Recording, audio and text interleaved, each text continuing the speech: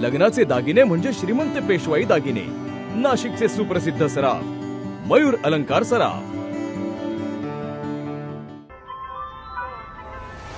ताज्या बातम्यांसाठी नाशिक न्यूजच्या YouTube चॅनलला सबस्क्राइब करा आणि बेल आयकॉनला प्रेस करा।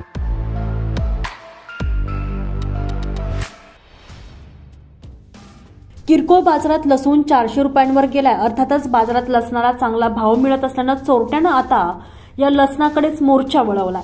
शरदचंद्र पवार कांदा बटाटा मार्केट येथून लसणाचे गोदाम फोडून चोरट्यांनी 1100 किलो लसूण असलेल्या 22 गुण्यांची चोरी केली आहे। घाऊक बाजारानुसार याची किंमत अंदाजे 3,50,000 रुपये इतकी असल्याचं व्यापाऱ्यांकडून सांगण्यात आलंय। मंगळवारी सकाळी ही चोरी उघडकीस आलेली असून पंचवटी पोलीस ठाण्यात गुन्हा दाखल करण्यात आलाय।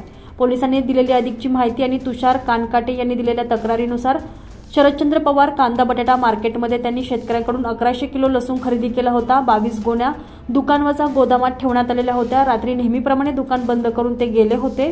दुकानाचं शटर उचकटवून चोरट्यांनी लसणाच्या 22 गोण्यांची चोरी केल्याचा प्रकार सकाळी लक्षात आलेला आहे।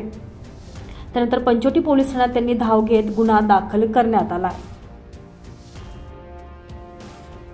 संजय परमार, नाशिक न्यूज, नाशिक।